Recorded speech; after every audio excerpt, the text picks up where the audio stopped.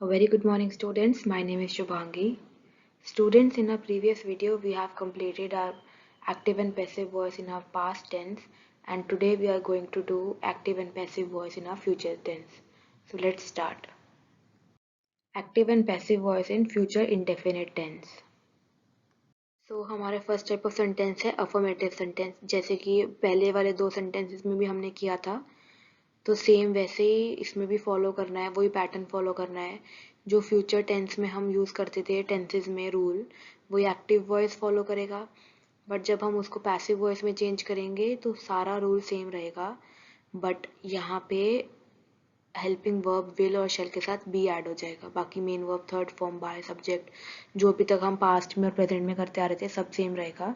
But यहाँ पे क्या, हेल्पिंग वर्ब विल शेल हो गए हमारे, और पैसिव वॉइस में जब कन्वर्ट करेंगे तो उनके साथ बी ऐड होएगा।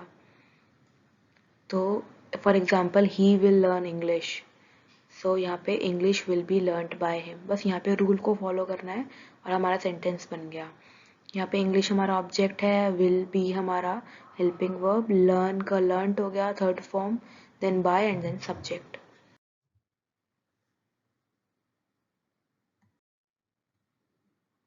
फिर हमारा नेगेटिव सेंटेंसेस आ जाएगा, उसमें हमारा एक्टिव वॉइस है, subject plus helping verb, will shall not लग जाएगा, बाकी सारा सेम रहेगा। नेगेटिव है तो नॉट लगना ज़रूरी है। फिर जब उसको पैसिव में चेंज करेंगे तो विल शेल के बाद नॉट आएगा, देन बी ऐड होएगा। विल शेल के साथ बी नहीं लगेगा, इसमें विल शेल और बी के बीच में पहले नॉट लगेगा, फिर बाकी जो सारा रूल है वो सेम रहेगा। सो for example, Rani will not give you an opportunity, तो ये हमारा सेंटेंस है एक्टिव वॉइस का। जब हम इसको पैसिव में चेंज करेंगे तो an opportunity will not be given by Rani. Then next is are interrogative sentence.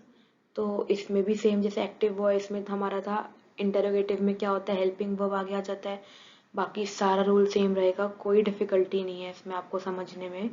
जो हमारा फ्यूचर टेंस का रूल था वही फॉलो होगा। इंटरोगेटिव में जो हमारा सेंटेंस होता है वो क्वेश्चन फॉर्म में होता है, तो हमारा हेल्पिंग वर्ब पहले आ जाता है, बाकी सारा रूल सेम रहता है। जब हम इसको पैसिव वॉइस में चेंज करेंगे तो भी सेम रहेगा, हेल्पिंग वर्ब पहले आ जाएगा, देन ऑब्जेक्ट, देन हमारा बी, हमारा हेल्पिंग वर्ब के बाद बी होता है, बस वो हेल्पिंग वर्ब पहले आकर बी अपनी जगह रहेगा, फिर मेन वर्ब, फिर by and subject. Question mark बहुत ही इंपॉर्टेंट है हमारे इंटरोगेटिव सेंटेंस में। अगर आपने क्वेश्चन मार्क नहीं लगाया इंटरोगेटिव सेंटेंस में तो आपके मार्क्स वहाँ डिडक्ट हो सकते हैं। इसका एग्जाम्पल है will you take the class, ये हमारा एक्टिव वॉइस सेंटेंस है, इसको पैसिव वॉइस में करेंगे will the class be taken by you. Then हमारा नेक्स्ट टाइप ऑफ सेंटेंस होएगा active and passive voice in future perfect tense. अब आप लोग सोचोगे यहाँ पे कॉन्टिन्यूस क्यों नहीं आया। जैसे कि फ्यूचर टेंस में कॉन्टिन्यूस के रूल नहीं होता, वैसे ही एक्टिव एंड पैसिव वॉइस भी सेम रूल फॉलो करेगा। अब इसमें क्या है, एक तो फ्यूचर कॉन्टिन्यूस नहीं होता, दूसरी चीज़ जो परफेक्ट कॉन्टिन्यूस सेंटेंसेस है वो बिल्कुल भी नहीं होते, वो किसी भी टेंस में नहीं होते। मतलब एक्टिव एंड पैसिव वॉइस में future perfect continuous, present perfect continuous और पास्ट परफेक्ट कॉन्टिन्यूस का कोई रूल ही नहीं होता, वो सिर्फ परफेक्ट टेंस तक रहता है, चाहे प्रेजेंट परफेक्ट टेंस हो, पास्ट परफेक्ट टेंस हो या फ्यूचर परफेक्ट टेंस हो। तो आपका फ्यूचर टेंस में सबसे इजी काम ये हो गया, सिर्फ आपको दो सेंटेंसेस के रूल ही याद रखने हैं, एक तो फ्यूचर इंडेफिनिट और फ्यूचर परफेक्ट टेंस। देन इसमें भी सेम ही होएगा, जो हम फ्यूचर परफेक्ट टेंस में रूल लगाते थे, जैसे कि हमने पास्ट में किया था, वहाँ पे हमारा हेल्पिंग वर्ब के बाद हमारा मतलब वहाँ पे हमारा हेल्पिंग वर्ब हैड यूज़ हो रहा था, बट यहाँ पे हमारा हेल्पिंग वर्ब सेम रहेगा, बस हैव ऐड हो जाएगा, क्योंकि फ्यूचर टेंस में भी हम हैव लगाते थे। तो जो फ्यूचर टेंस का रूल था परफेक्ट टेंस का, वो सेम एक्टिव वॉइस फॉलो करेगा, और जब हम उसको पैसिव में चेंज कर देंगे तो बस यहाँ पे बीन ऐड हो जाएगा, जैसे हमारा पास्ट में भी बीन ऐड हुआ था पैसिव वॉइस में, फ्यूचर में भी बीन ऐड हो जाएगा। कोई डिफ़िकल्टी नहीं है बिल्कुल भी, अगर आपको एक बार रूल समझ में आ गया आप बहुत ही ईजिली सेंटेंसेस बना सकते हैं।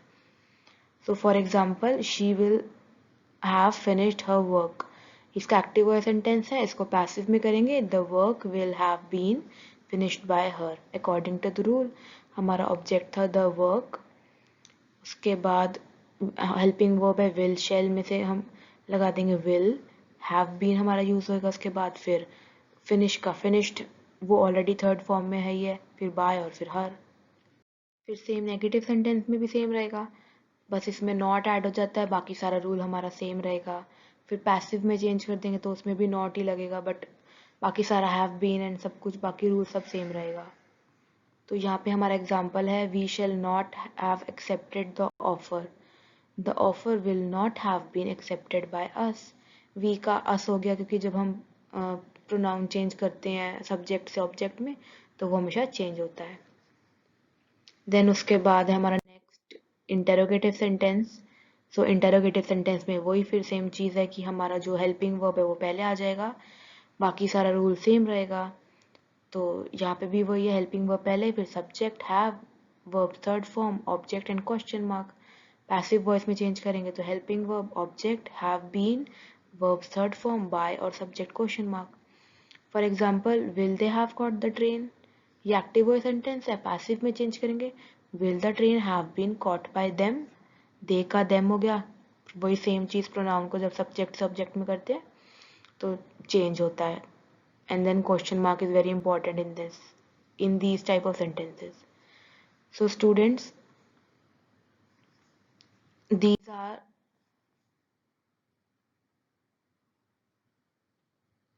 are sentences of future tense in active and passive voice.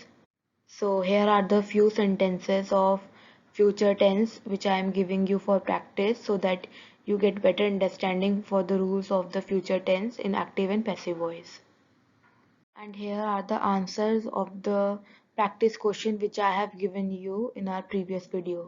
So you can check your answers and tally them with the answers which I have provided you in the slide.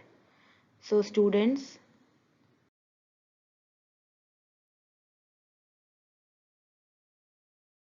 that's all for today.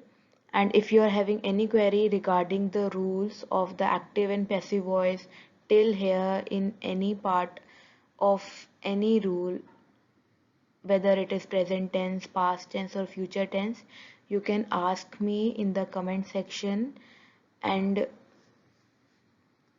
today we have completed our future tense in active and passive voice. With this we have completed all three types of tenses in active and passive voice. So students, if you are having any query or any difficulty, don't hesitate to ask anything from me. You can ask me regarding the active and passive voice rule in the comment section. So thank you so much students and have a nice day.